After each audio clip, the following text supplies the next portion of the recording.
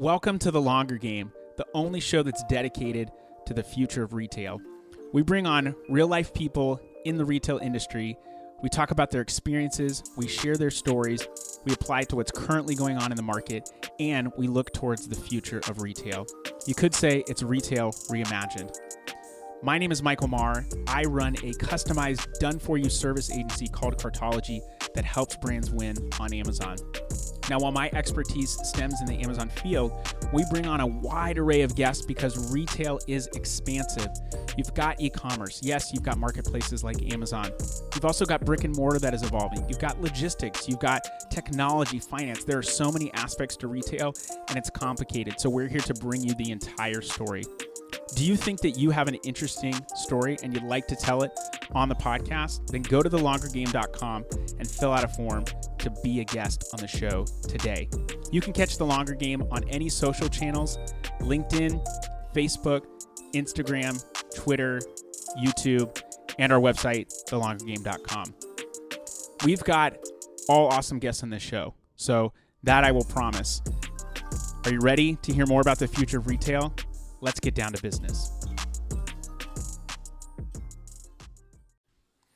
Welcome, everybody, to The Longer Game. I'm super excited today, not because of the guest. I just had really great news. I'm super excited to have, honestly, a good friend with me, someone that has been a part of the Amazon community for a while, but I would consider a good friend. I don't know what he thinks, but we've had a lot of opportunities to get together and meet each other in person. And if I didn't properly introduce the show, this is The Longer Game. We talk about retail. It's a really broad, vast world, so there's a lot of different pockets that we can get into, pockets that we ask for permission to get into. We don't want to get into pockets without permission. It could be very dangerous. But welcome. I would like to welcome to the show Victor Dwyer, the CEO of Dwyer Enterprises. And he does content marketing, and he's an awesome country dancer as well. So, Mr. Dwyer, I almost said Dwyer, Mr. Dwyer. This is not edited, by the way. This is going to be all on there. Let's do it. Why don't you tell people a little bit about who you are and what you do for work, and maybe what you do for fun too, since I brought it up. Yeah, so I'm the owner of Dwyer Enterprises. We do content marketing for agencies and also e-commerce tool providers. We basically host their podcasts for them and help them cut their clips and then scale out their social media content to bring more customers and clients for them. And we basically help do that. And what I do for fun is, obviously, you kind of heard, I country dance. That's one of my favorite things to do of all time. I country dance 20 hours a week. So I usually say I work 10 hours a day and I country dance the rest. Okay. That's usually what I say. So I love the country dance, one of my favorite things of all time. And I do volleyball and country dancing. Those are my two hobbies. I've always thought volleyball was really fun. My daughter's gotten into it the past couple of years, but I have a cousin who's on a volleyball league, and it always seemed like a ton of fun. I don't know that I'm not a professional by any means, but are you on a league? Do you play in a league? No, so I'm actually not a very competitive person at all. So all my other friends, they're keeping score, they're arguing about the score, and I'm just chilling. I'm a not very competitive person. I'm very driven, very, very driven toward my goals. But I realized I'm not a competitive person. I thought that was so weird. It's because I don't attach my identity to what I do. Meaning that if it's volleyball or if it's country dancing, I don't attach my identity to that to make it where I got to look better than everyone. I got to be better. I don't care. I'm confident who I am as a person. I know my identity of who I am, and I don't attach my identity to that. So it makes it where I have fun in all aspects of my life, whether if it's in business or anything. It makes it where I'm a very chill guy and where I don't have to attach my identity to anything. And who is Victor Dwyer? I heard that you're in the process of figuring that out. Is that right? That is correct. I am mapping out my entire brain of all my egos, my insecurities, my weaknesses, my vulnerabilities, my strengths, my weaknesses. And it's really interesting to figure out all these different things of who you are. And right now, my persona of who I am, I'm a very fun, very outgoing person on the podcast, especially around you, Michael. I'm definitely a little bit more like over the top than I Same, man. usually am. Same. You bring it out to me. Like I see you. We saw each other at Shop Talk recently, and this Yeah. episode will come out like months after that. But we saw each other at Shop Talk, and I was like, I know that guy. And so I ran over and was like, "What's up?" And we hung out a bunch after that. Yes. And so there's all these different versions of ourselves. We always think of ourselves like this core thing. We're always changing based off our environment, the people are around, and this different versions of Victor that you're going to find with whatever you're in. If you see a conference Victor, you know he's going to be crazy. You know he's going to be running around. You know he's going to be hustling. You know he's going to be working really hard. But if you find like a volleyball Victor, you're going to know, oh, okay, you're going to get this chill guy. He's just going to be here for fun. She's got the munchies. Yeah. I'm just kidding. The thing you said about attaching your identity to what you do, that's a tough one. And for, myself, I guess, I don't know if it's an entrepreneur or it's just my personality, but that was something I struggled with. I started an e-commerce business back in 2010, and that's how I originally got into this. I hated my job, and I was like, I need to get the hell out of here, and knew how to sell music equipment on eBay, used music equipment. Had a friend who had started an e-commerce business on eBay and then moved to Amazon, and he's still doing that today. Super successful, multi-millions of dollars, which is awesome. And I thought that was going to be my trajectory, and it was not. But he helped me get up and running, and in the process of doing that, my identity became super tied to, was my business successful or not? And when ultimately, after 6 years of it performing well, it crashed, I also crashed with it. And it was 11 months of really painstaking work from a like personal and spiritual level, but also just dealing with the fallout of that. It was not easy. And I realized, oh man, like I've totally tied my identity to the things that I'm doing. Mm-hmm. And I think what first thing it comes down to is, are your goals coming from society or are they coming from yourself? They come from my parents. For example, if they come from your society, you want to look successful, you want to look like you're wealthy, you want to look like all these things. And when that doesn't attach to your identity anymore, and those are your goals, and your goal is to always look better in front of everyone, and all of a sudden if your business crashes or you don't look successful, then you have an identity crisis. You go like, if I'm not successful, if I'm not this business owner, who am I? And that's where that self-realization comes in. Like over that 11 months, I bet you figured out so much about yourself. You really like have to question, like, who am I? You go, who am I? What are my goals? What are, and that's why failures are so strong and so powerful for realization of who you are, because they make you question all these things, saying, hey, who am I? What do I want to identify with? And the less you identify with as a person, the happier you will be. Like very stoicism mentality, making it where if like my success metric in life is if I'm 1% better than the person I was yesterday, I succeeded for the day. How do you actually measure that though? I measure that by like having one insight. I might learn one thing from one person. Then I'm like, okay, I learned my one thing for the day. Or I might talk to a business person. I might talk to one of my employees and I say, thank you so much for all your work. I love you. You're doing amazing. And like doing that one nice gesture. And like, that's like how I make progress in my life. In every single aspect of I'm making progress in business, content, my personal development. Like those are the three aspects that I center my time and effort behind. And those are going to be the things I make progress in every day. And it puts my mind at ease, because I used to try to always chase perfection. Then I realized progress is the best way to do it, not perfection. Well, perfection's not real, and it's unattainable. And when you try and reach something or grasping for something that's unattainable, it's impossible, and so it can constantly feel like failure. Now, I do believe we should reach beyond our grasp, meaning I maybe can only grab what's right in front of me, but I want to reach further. I want to extend, and I want to grow, and I want to get better. So I want to do the best that I possibly can. You've heard the expression, shoot for the moon and land among the stars. I tell people on my team, you can always hit the ground. So, you can aim for the ground and hit the ground, go for it. But you're going to get a lot farther if you aim and achieve for something higher. But what are you placing value on?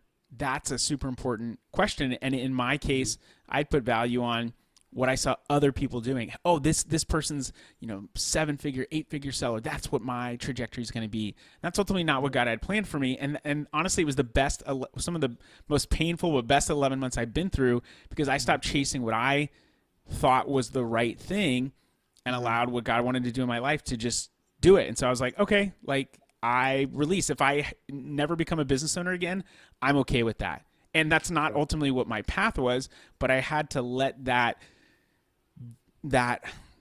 identity go first in order to be able to really be who I was.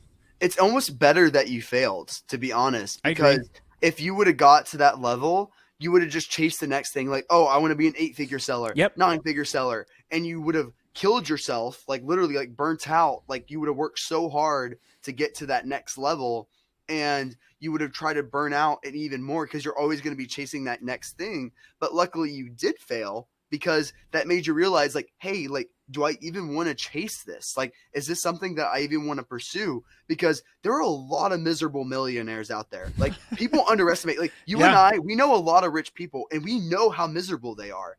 And like, there are a lot of people out there that chase more and more money, but they hate their life. They hate who they are. And people say you can't buy happiness for a reason, because you could end up with a bunch of money and you still you never found true purpose. And that purpose is what ultimately gives you fulfillment. And if you don't know what that is and you're just chasing something, you're gonna be miserable. And you might have money, and you might have, I mean, money can help. Don't get me wrong. I'm not gonna say I don't want or need money, but is that the ultimate goal? Because if it is, I think I'm gonna be pretty pissed at the end of my life. And it gives life so much more meaning when you chase more, and when you chase goals, knowing that they are your goals. Like when you're chasing society's goals of more money, more wealth, and you might have this like base level of motivation, but when you make your goals saying, hey, what are my priorities? What are my goals that are important to me? They become so much stronger to you, saying like, this is who I am as a person. Here are my values. Like for example, my mission is to spread happiness throughout the world, like, and to make the world a better place. And so that's why I started a content marketing company, to spread more valuable content and more happiness to other people. That is my mission statement. That is who I am as a person. And my business fits into that piece of who I am. And people do it the opposite way. They create a business, and then that creates their identity. And then they're attached to their business, which is their identity. And I'm saying, screw that. I'm saying, figure out what your identity is first, and then build a business behind that new identity, your new goals that you have, and it'll be so much stronger, and you'll have so much more motivation behind it, in my opinion. I think when the money, like, you can be very successful, of course, if you pick something that you love or enjoy doing, that is, more centered around who you are instead of you being centered around your business. And I think when the money does come, it does depend upon the field.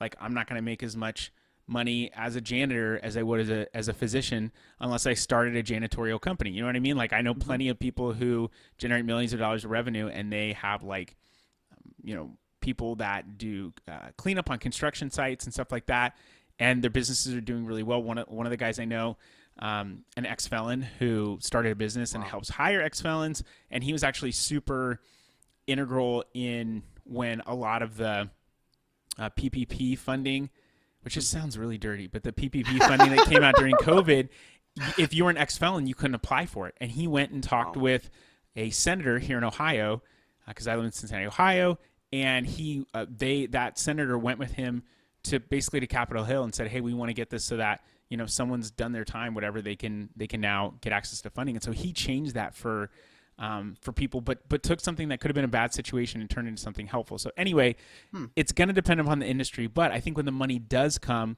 one, it's that much more rewarding. And then when you do deal with struggle, you're able to endure more, because otherwise, when I did fail at my e-commerce business, and it was successful, but when it did fail, I didn't have enough capital to keep the thing moving. And it was bootstrapped. So I had to fold essentially and move on. And when if I had just kept pushing, like you said, I would have been miserable. And now I've still dealt with as being an agency owner, I've dealt with problems with money, and sometimes there's pressure around payroll and all this kind of stuff. Mhm. But I'm able to endure that because I really feel like it's where I'm called and meant to be, versus just selling a product per se. Yeah. And like there's a lot of ways for us to make a lot more money. Like we know a lot of business models to make a lot more money. And it really just goes down to like what are you going to be happy doing? Like that's like my number one success of what I see someone successful. If someone's making $20,000 a year and they're loving life, that's my version of success. Like if you are able to live in your own human being and be happy for who you are, that is the best thing that I could ever see in someone. And if they're making like just $20,000 a year, that's my version of success. While other people, they'll see their version of success is making millions of dollars, having the Lamborghini, and they think, oh, I want to be like that, then I'll be happy type of thing. But no, if you have to change that version of success in your brain and say, okay, that's my goal. I want to be happy like that person, even though he doesn't have all these material objects. And I think that's amazing. So changing that version of success in my brain really changed my goals of what I want to accomplish. And that's why I talk about so much about progressing your brain rather than just making more money. And when did you get your first Lamborghini? I do not. I have a truck. I'm from Texas, so I got Oh, my truck. okay. I actually kind of my one of my ideal dream cars. I've had one of them, and it was when I was in high school. I saw a 1992 Acura Integra and was like, it was red. I was like, I want that car, and it was used, and it was 2002 at the time, so it was 10 years old. Had a job. My parents took out a loan. I paid them for that. Paid for the gas and the insurance. All my friends got cars for them, and so if they had a job, they put extra money towards souping it up, and that's what I wanted to do. And by the time I was finishing paying for the car, I didn't have any money to soup it up, so I just got like a nice shift knob and just put that on. I was like, it was, I loved having that. My second car was actually my first one that I wanted was a Jeep Wrangler. It was a Jeep Wrangler, and it's because when I was a kid, there were those really expensive little like automatic or little power Jeeps, and I wanted one. I never got one as a kid, and so that's now. It doesn't have to be a super expensive car. Although I did hear a business owner recently say, it's not about the money, but he wanted a black Ferrari sports car because he dreamed about having that as a kid. And that was one of the things that was like, hey, when I get to this point, it means I've succeeded and I've done some really great stuff. So it's not about that thing, but it was kind of like a benchmark for him. Like, hey, I got to this point. I think it's where you're placing identity. That's really what we're talking about here. Victor, you're a guy. And I am a guy. Yes. Okay. I just checked. I am a guy. Yes. First time on the podcast, someone checked. You are doing content marketing for people, and marketing is everywhere, but I think it's something that people get wrong, and or maybe they overthink it. Am I wrong about that? Yeah. So a lot of businesses will think they have to do everything perfect. And they care about like, oh, does it have this particular brand color? Like we have to match everything, and where it makes it where their content production is extremely slow, where they'll do like one piece of content a week, or sometimes if you're like really bad, it's one, or honestly, it's doing zero a month, like doing it like that's even worse. Pretty bad. That's pretty bad if you're doing zero a month. And it's so funny seeing all these other like marketing companies, like where if you look on their social media, they're doing like one a month, if that. And you're lucky to get something like that. And it's very ironic, but that's where you don't want to overthink it too much. Think about like, okay, what is some long form piece of content that I can create? It could be, if you're a product company, it could be getting a video, a long form video of your product every single month with someone holding the product. So like an hour of a model holding the product, you can cut up that into clips and create more video content from that. It could be user generated content. It could be other videos and piling that together and like breaking that up. And there's a lot of ways to take some long form piece of content. If you're an agency, you can turn a podcast, take the podcast, cut it up into clips and distribute it out that way. There's a lot of ways to take these really easy long form pieces of content, which only take max an hour a month, and turn that into a lot of small pieces. So I would say don't overthink it and figure out what that long form piece of content will be somewhere in your business. There's a lot of tools now or people that can help you to cut up content. So, Yeah.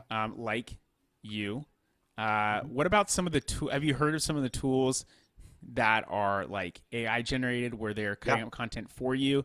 And I feel like some people might say, oh, well, maybe that could put you out of a job. But if anything, I think it's a tool that you could use to generate even more content for people from a production standpoint. Correct. So, like, there's like Video AI, there's Munch AI, there's all these other ones that are able to produce that out. And then we're doing a test run with some of these, and making sure that we're always on top of the new AI tools.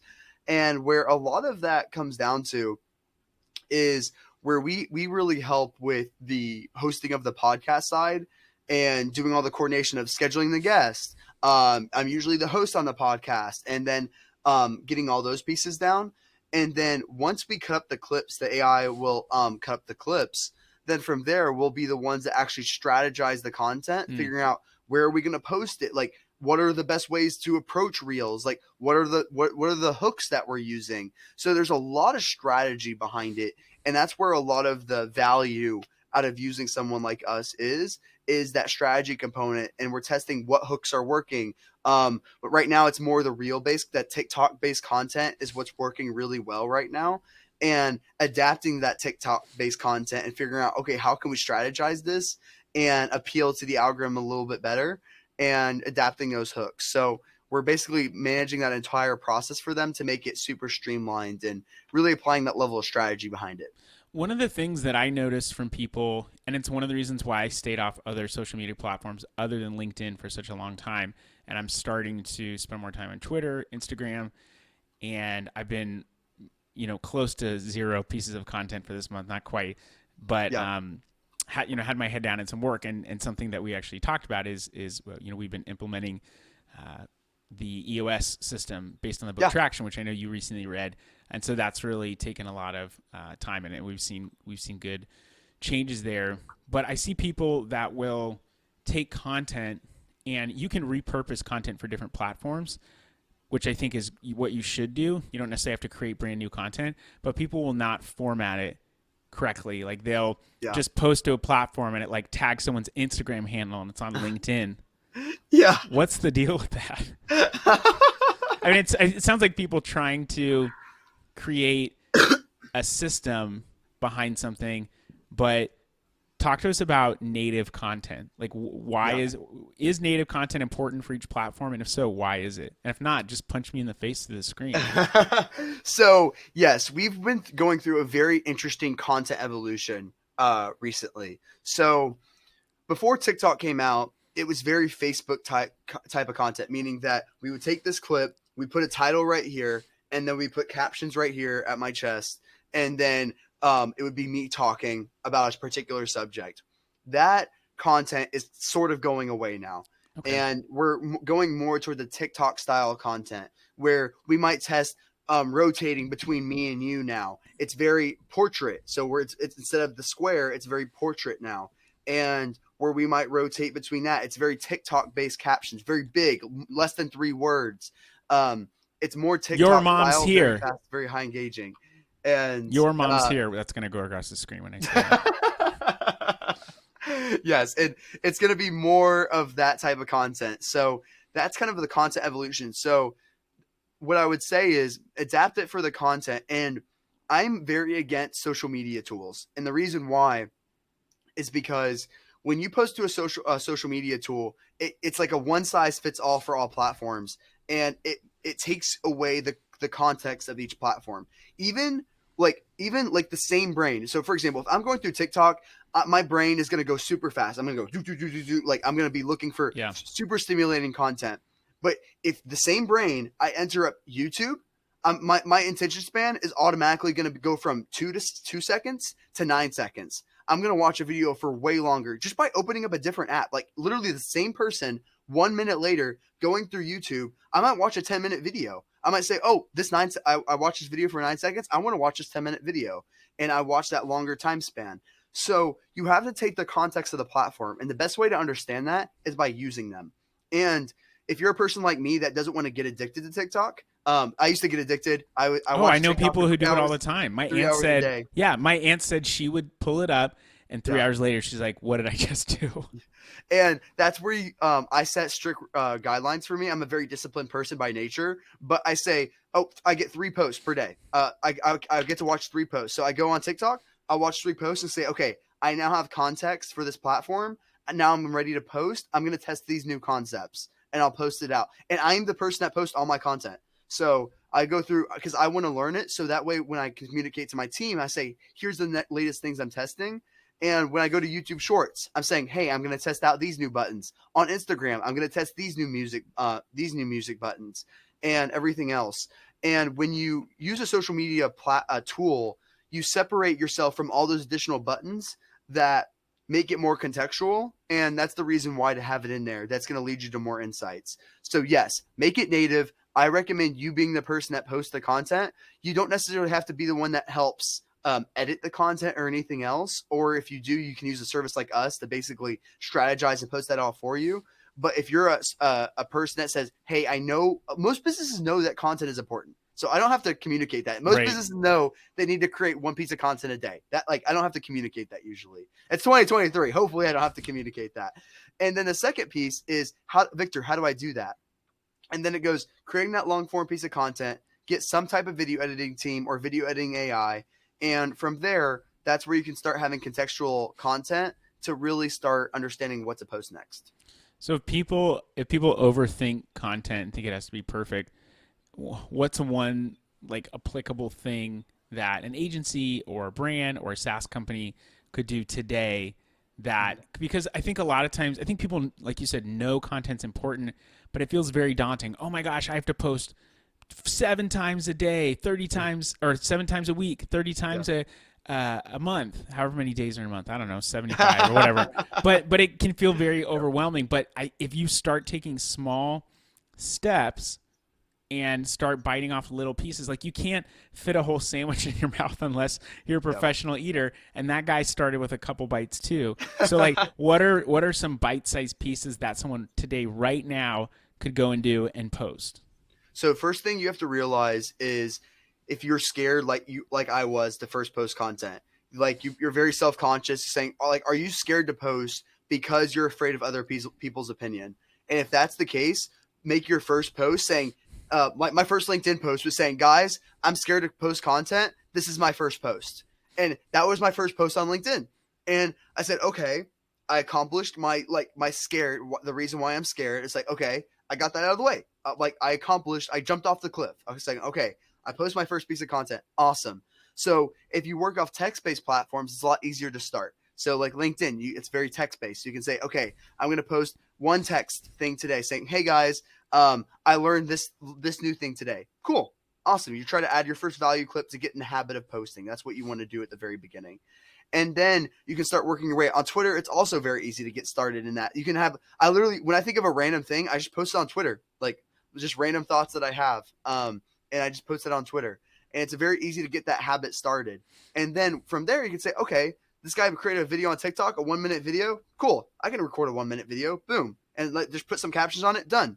And then you can get in that habit and you can start building off of that. So don't think that it has to start like this huge thing at the very beginning. That's why I talk about doing long form pieces of content where it only takes an hour a month, where you create that 1 hour piece of content and then you distribute it out accordingly. It makes your life a lot easier. Or you can go the bottom up approach, which is the starting with a few pieces of text content, then working your way to 1-minute videos, and then working your way to like 10 1-minute videos, and then scaling up from there, which is totally possible. Yeah, I mean that's super actionable, and you could even set like a reminder, like, Yeah, hey, post one thing today, and it doesn't have to be perfect, but it just needs to get out there, and that's what I think a lot of entrepreneurs and business owners do. They're not expecting it to be perfect. They're getting their MVP up, and from a social perspective, content perspective, not everything's going to go viral, and that's not even what it's about. There could be something that goes viral, but a lot of those viral pieces are engineered by people, and they've got people engaging with them. Like there are things that are one of the issues I have is a lot of social gurus have said follow my steps, but what you don't know is they were inside of a like a posting group and they were paying people to engage with their posts. So even how someone got there, that's not necessarily how, that's not what they're teaching you to do. And I think it's more about consistency of content versus having the next big viral thing. Just constantly be posting. You'll show up in people's feeds. You'll be relevant to people, algorithms, and even from like a Google perspective, if you're posting regularly on your site, you've got new information up there versus the person who has the blog that posted 2 years ago. Like just any kind of new content is helpful, and it's a lot of experimentation. Am I right? Yeah. And I think it comes down to priorities. A lot of owners won't prioritize the content because they think it's so time intensive, but it goes down to what we talked about. What is the vision? What is your purpose behind the business? And how does this go along with your identity? And my personal content, I talk about happiness. Like that is my goal. That my personal mission statement of my life is I want to spread happiness and valuable content to the world. So on my TikTok, I talk about happiness, like how you can be happy. Here are actionable steps you can have one other happiness. Here's how to be 1% happier than you were yesterday. And that's the content I talk about. And I don't expect it to go viral. I just know that, hey, those 200 people that looked at my post, those 200 views that I got, or even one view, I'm happy. If one person watched my video, cool, awesome. That's one more person I made happier than was yesterday. And that's my perspective on it. Don't expect it to go viral. Don't get not motivated because a lot of people aren't seeing your post. Just remember those 200 people that did view the post, you're like, awesome. How can I make the most out of those 200 people that did view it? Then go from there. And start small too. You can't just start with 2,000 people or 10,000 people, right? Exactly. And realize how that applies to your goals of who you are as a person and how that applies to your business. And you can really start scaling up content like that, saying, hey, this content is an expression of my business and who I am. I'm going to make one video about it today.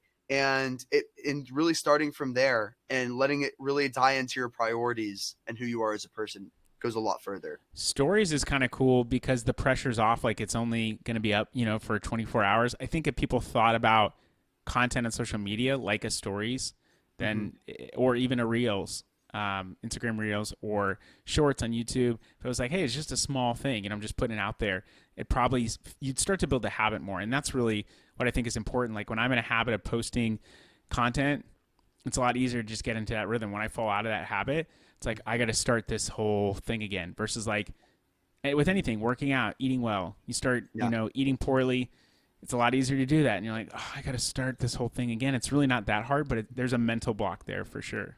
Yeah, and I'm a super nerd, so I read Atomic Habits, and I actually gamified the whole system. So I actually have a habit tracker of all the habits I do throughout my day, which is posting content. And literally, like the first step in my habit is I have to just put my phone inside my my selfie stick, and I have to keep my phone in there for 15 minutes, and then I get 1 point. Okay, and for every 10 points I get 1 token. And for every 1 token, I get a some type of dessert reward. And that's where I'm tricking my brain and saying, okay, this is super easy. I can put my phone in my selfie stick. Cool. And then you use habit momentum. So then I can say, okay, I can just press the record button. Let me like figure out what I'm going to talk about. And then you gain that momentum.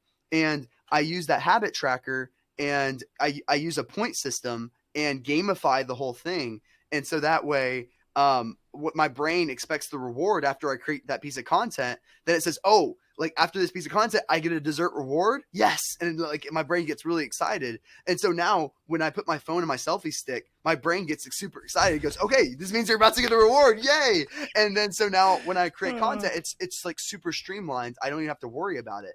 So there's a lot of ways to gamify your brain. And once you understand habits, you're able to really trick your brain to do things you don't want to. And that's one way I produce content is I gamified it. And after every time I even went a step further, I have a wheel on my wall that I spin after I produce content. It spins and it picks what dessert I get. So I have like Reese's, like peanut butter, and I have like all these different rewards. And so like that way when I finish creating content, I spin the wheel, my brain's in super dopamine mode. So it knows it's going to get a reward. And then I go eat. And that way when I create my content, so and this applies to anything, any hard task you don't want to do. If it's working out, just always think about the next task, use that momentum of habits. After you do the task, reward yourself. Mine's desserts. I have a huge sweet tooth. So what was the most recent dessert that you had that was rewarding for you? There's this protein peanut butter. It's birthday cake peanut butter. Okay. It's birthday cake flavored peanut butter, and it's protein based. And it is so good. It's like crack cocaine. You're speaking my love language there with desserts. Yeah. By the way, what is crack cocaine like? I wouldn't know. But I was gonna say, you're like, this is like crack. I know, people. I know what crack is like. No, but it's so good. And so that's kind of how to hack your brain, gamify the process. If it's content, whatever hard habit you're trying to accomplish, just gamify it. Realize when, like, for example, when I'm done working, I shower. That's my cue. And now my brain knows after I shower, I go create content. So my brain's already knows to the next stage is like, okay, every time I shower, I'm going to create content.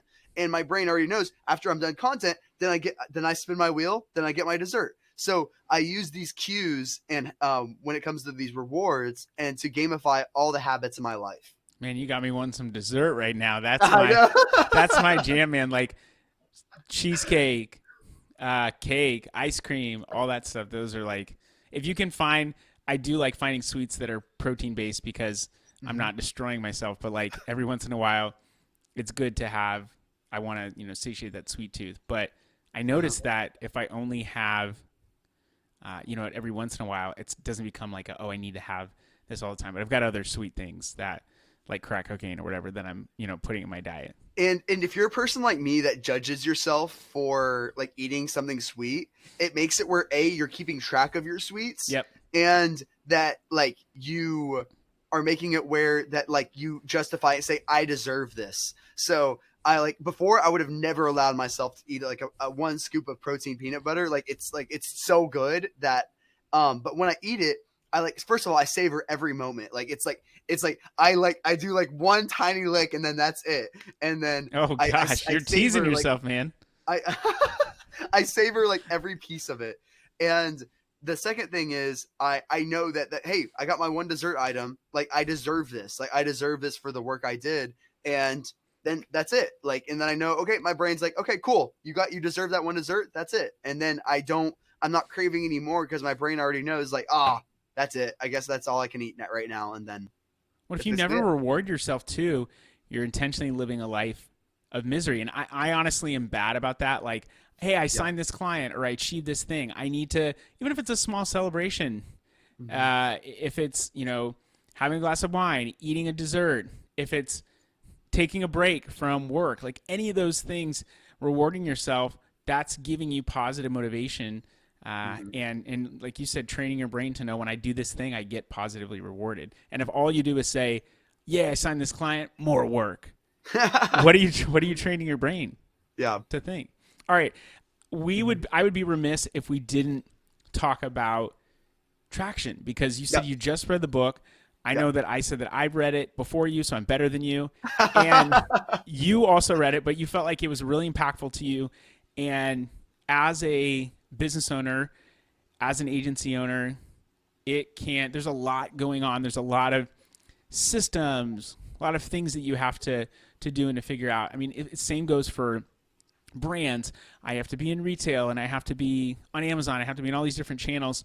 So the piece that I like about traction is that you're trying to get traction and moving forward in your business. And I have some great takeaways, but I'd love to know, what are the things that you feel like anybody could benefit from for traction? Because implementing EOS, or the Entrepreneur Operating System, inside of there, they say it's 10 people or more in an entrepreneur organization, not a corporate organization, but more entrepreneurial. But that could be up to 200 people. But what are some of the big takeaways that you got from that, and how are they helping you right now? Yeah, so it really helped me realize what I was doing wrong in my business before. So where I kind of went wrong with it. And the first thing I learned from it was having those set core values inside of your company, and then the clear vision that everyone's united under. And before, I thought it was a bunch of fluff. Like, oh yeah, like those vision statements, people don't actually mean those things, and I thought it was a bunch of fluff. And me reading Traction, I really realized like, hey, I need to set my core values. Like, our core values are our company are first of all employee first focused. So a lot of people will be like client first or customer first focused. I'm employee first focused because I'm a big believer. If I show how much I love my employees, they're going to naturally pass that love on to the client. So for me, mine's employee first. That's my core value. Growth mindedness, saying like, hey, like we're open to criticism. Like, tell me what I suck at. Let's go through it. Let's go. And my goal is to grow the person as a general. I know they're not going to stay in the company forever. And I know I want to help grow you as a person and help you and discover yourself. How can I help you as a person? And that's the second thing. The third thing is I'm forgetting right off the top of my head. It's okay. It took me a while to remember mine too. I'm like saying in front of my team, like, okay, I know these, I know our, because I just reset them, you know? Yeah. And I forgot them. But anyway, the vision of our entire company is basically to create and spread more positivity and more valuable content across the world. What does that remind me of? I know someone who wants to spread. Oh, that was you. Oh, yeah. That's crazy. Victor. But yes. I'm sorry. I thought your name was Victor. Oh. Okay. I'm sorry. I must have said that wrong at the beginning. But yes. And that's what kind of united our vision. And whenever a new employee comes in, I have a company overview video saying, here are our values. Here's our vision. Here's our 10-year plan. Here's our 1-year plan. This is what we have to try to reach. And I want you to be a part of that vision. And if you don't have any of these, if you see something that you're lacking in these values, communicate to me, because these are what a requirement in order to join my company. So you have a video to start. Yes. For every person that comes in, they have to watch the video. And they have to understand those values. And every single person that's messaged me after, like every employee has always messaged me after saying, hey, Victor, I love the video. I completely agree with your values. And I can't wait to start. Like, I can't wait to like be in this. And it's kind of like their motivating factor. And after like you get their initial motivation going, then comes accountability. That's the second thing I missed, was a clear accountability chart. So I am not a very organized person in general. I'm a very visionary person. And when it comes down to like having this defined structure, my brain loves chaos. My brain loves moving fast. That's how my brain works. And that's where I needed to have that clear accountability structure saying, hey, what is this person doing? Who's responsible for that person? And what are the roles exactly for that person? And so that's where I had to go against my systems, my programming, and say, here's the organization chart. Here are the exact goals. Here are the exact accountabilities. And here are the exact KPIs that everyone needs to be working toward to make this business succeed. And that's what I kind of structured my business to become. And having that clear accountability was a huge driver in my business, because what I realized is the entrepreneur is like throwing spaghetti on the wall. Okay. Like, this is a horrible analogy, but this is it gets the point across. Is the entrepreneur I throw all the processes of how we should run the company up the spaghetti on the wall. But if you have no one to watch it and make sure that it's working, the spaghetti's going to droop down and no one's going to be watching it. Processes are going to fall apart. And you need to have people in place to keep it up and keep that structure going. And like, if you don't have those people that know their exact accountability and what they're supposed to be looking at, then you have no one to keep that up and keep the processes running. So I would create all these amazing processes, but no one would actually follow them. Yeah. And that's when you have to create that clear accountability chart and making sure everyone's working. Why don't you just have people put the spaghetti on a plate? That's what you need, is instead of holding up on the wall, you have those people catch your processes and turn it into something that everybody can use and is relatable. Because I get that. You can say, hey, we got this great process, let's do things this way. But if you don't go back to someone and say, hey, did you do this thing? Oh, I did it this other way. Well, what about the process that we had? What about that piece? Oh, I didn't want to do that. Okay. Well, that's what I've been giving you. You need to do it that way. That's the only option here. Give them an opportunity to fix it. If they don't fix it, look, I asked you to do this thing. That's not acceptable. Whatever, 30-day plan, whatever you need to, put someone on. Those things aren't fun in running a business, but I think there's two pieces that come from that accountability piece. That's something that's been huge for myself and my organization Yeah. in implementing EOS is the accountability piece. We had a great culture of welcoming and bringing people in and hearing people out, but there were some things that people would say, I'm going to do this, and it wouldn't get done. And part of it was just publicly stating in a meeting every week, I'm going to do this thing. Someone keeps coming back in the meeting, I didn't do this thing. I didn't do this thing. They don't like that, and it holds them accountable. If I come back to a leadership meeting and I'm like, oh man, my metrics look bad, I don't want to. That sucks. I don't want to look bad in front of my team, and I want to hit my metrics. So there's an internal motivator there. But the people who are contributing, they want to be held accountable and they want to do the work. And the people that are not being held accountable are getting away with stuff and still getting paid.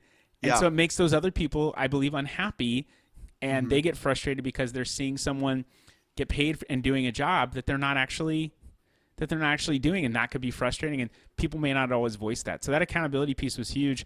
And I think the other thing is just the talking and listing out of issues. What are our issues? What are our problems? Everyone's got problems. If you can openly talk about those things instead of hiding them, you can actually solve them. And that's one of the things that we've noticed was, hey, if are we tracking time appropriately? Are we looking and seeing, are people working the time that they say they're going to be doing? You can trust people, but still holding people accountable to those numbers and those metrics, because numbers don't lie. Maybe someone, like, if you don't hit your sales numbers, it doesn't mean you're bad. It just means, are you doing the right things? Are you going after the right clients? But it tells you that something's wrong, and then you can go fix that. If you just say, yeah, I think I did good today, but you don't measure anything, it becomes very difficult to actually see progress, which, to your point, is what we should be focusing, not perfection, but progress. Yeah, and I learned a lot of valuable things at Piranha. And one of the things that Jed said was, when you start reporting KPIs, results accelerate. Meaning that if you when you report on these KPIs, the results start to accelerate as you start to report on them. And that was really, really powerful when it comes down to like making sure everyone has that desired KPI within the business, which isn't very easy, to be honest, sometimes for certain jobs, but making sure they are having those KPIs to work toward. And that way it's all congruent to the business and making it where everyone's kind of doing their job. I think you have to report on those numbers and then hold people accountable. And eventually people will do the work, or they will go. And I think you probably end up saving yourself having to let someone go because they realize, I'm not cutting it and I don't want to do this. I'm not enjoying it. So it's time for me to go. And I've had plenty of nice people that have worked with me or worked for me, but it just wasn't a good fit. And so they were not, meant to be here long term. And that sucks, but I think that's part of having a vision and setting those core values. You're like, these are the things that we, the hills as a company that we're going to die on. So if you're not willing to be a part of teamwork and you consistently show that you're not going to, support the team, then, this is not the company for you. And you get very clear about that stuff, you do start to see results. You start to see things change. Yeah, I 100% agree with that. And like, I just learned so much from like traction overall in general, which just really just transforms kind of like how I approach business and just made me a lot more effective. I'm really big on culture, like making sure that culture is very positive. In my company, we have a very like, I love you type of culture. Like, thank you so much. I love you. Like using those things. And that's a really big component. That's always been a super easy part for me, is that culture component. The hardest thing for me was that accountability piece. And that's why we're like finally hiring an integrator, which is going to be probably the biggest piece for our company. Because like I said, I'm a visionary and I need someone to kind of hold the spaghetti on the wall or on a plate or whatever analogy you want to use. Wherever the spaghetti's going to go, it needs to be held, people. When it comes down to process, I'm very good at creating the processes. But when it comes down to like making sure everyone completed it or doing all those pieces, like I'm not a very good operator. And I know that within myself, and I need someone else to help manage those processes and making sure every piece of the company is like hitting those things. And that's where it was just super important and super vital. There's a lot of personality tests out there, but there's a test I took that was not a personality test. It was an MO test, or a modus operandi test, called the Colby A. and you talked about not being an operator. You're good at setting stuff up but not following through. And I mean that in the best way, because the Colbier looks through 4 different ways of modes of action. So how do you gather information? What does follow through look like? Meaning, are you figure it out in the moment, or are you like a very systems processes oriented person? Where are you in terms of quick start? Are you like really good in getting out there and finding new stuff, or are you really focused on doing the things that you know really well? And then where are you at on an implementation scale? Do you just see things and you figure it out, or do you need to work with your hands? And in defining those things, I was able to discover, okay, like when it comes to gathering information, I definitely need to find enough. But once I find it, I'm not going to just stay buried in that. I'm going to, go out and do. But like follow through is the second component. I'm really low on that, meaning I do stuff on the fly. I figure it out. It sounds like that's how you are as well. Mm-hmm. I'm high quick start, and I'm a high implementer. So I'm out there trying new things, figuring stuff out. I'm okay with failing. Not everyone's okay with that. And so once you know what your modes of action are, it allows you to be a lot more effective. And one of the things I started doing was having people on my leadership team take that Colbier and then saying, okay, where does that line up? And then there are they call it an index, but there are other indexes where it's like, what are your expectations for this job and what are my expectations? And then you can work with someone to help you on that. And that's something that I think could even be super helpful. But all these things can work really well together. And I'm excited to hear about your results from implementing EOS. And I can tell you it's been a game changer for us. Yeah.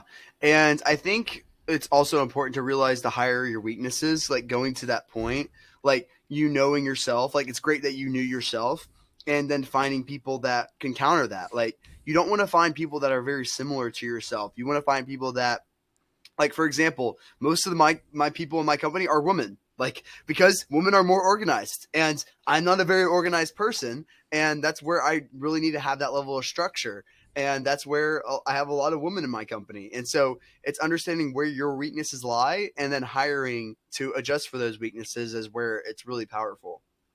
And that's where being honest with yourself and knowing who you really are and being okay with, like, I'm good at this thing. I'm never going to be in the NBA. I'm verbally saying that out loud. I'm okay with that. Now, there are other things, like I wanted to be a rock star when I was in high school. Mm-hmm. I don't think I'm going to be a rock star. And if that never happens, I'm okay with that. I'm okay with maybe volunteering at church and playing drums or playing piano and singing at home or practicing guitar, something like that. I'm okay writing songs at home. I'm okay with doing those things. But when you start to get really clear about that stuff, you remove a lot of crap from your plate and you can focus on the spaghetti that you put on the wall. Yes. Boom. I'm gonna leave it right there because I think we can continue to go. But Victor, you have been just such a pleasure, and your energy is great, and damn, you are handsome too. So if people want to know more about you and what you're doing with Victor, with Dwyer Enterprises, I keep messing up your names. You got so many complicated names, Victor and Dwyer. It's crazy. Where can people go to find you? Would they look for like country line dancing, or is there somewhere else you'd like people to locate you? So if you want to know more about my business, you can always go to dwyer-enterprises.com and you can find more about my business. If you want to find more about me and like all the different aspects and all the different versions of Victor, you can find that at victordwyer.com, all one word. And that way you can see me in my cowboy hat. See me. There's no country dancing on that page, thank God. Soon. But yes, if you want to find more about my happiness content, you can follow TikTok, Instagram. They're all Victor Dwyer in some forms. And yeah, like if you really want to focus and contact me, LinkedIn's the best way to do it. So victordwyer.com/ all one word. I'm just kidding. Cool. Well, thanks for coming on. And I hope people got something from today. Just, I like to say joy, but going after the things that allow you to endure, even if they're difficult, because it's definitely not going to be easy. But be accountable to yourself, and be honest with yourself. And I think people are going to get a lot better results. But that's pretty much it, man. We don't have We went deep, and then we came back up and went really shallow and talked about cowboy hats, which I like. I think cowboy hats are good. So that's the whole show, people. Get out of here. We're done. All right, that was the show. What did you think? That was the longer game. We would love for you to share the show with other people and to leave us a review of the show. So go to iTunes, go to Spotify, even go to YouTube, comment, leave a review, and share this on any social channels that you are active on and wherever you have influence. We want to share this story and stories like it to as many people as possible. Do you have a compelling story and do you want to come on the podcast and talk about it, and you're in the retail industry? Then go to thelongergame.com, fill out a form, and we will contact you about coming on the show. You can find us on any social channels, Instagram, LinkedIn, Facebook, Twitter, and you can go to our website, thelongergame.com, to actually read all of these episodes in blog form in text, because we know not everyone's going to listen. This podcast is brought to you by my agency, Cartology. We are a customized, done-for-you service agency that helps brands win on Amazon. It is super complex selling on the Amazon Marketplace.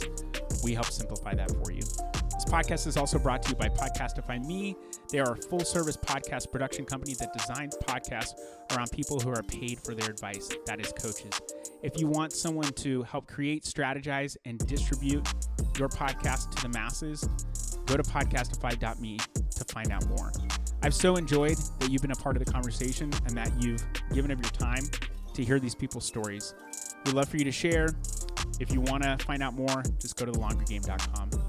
Hope you have a great rest of your day. Stay blessed. And until next time, cheers.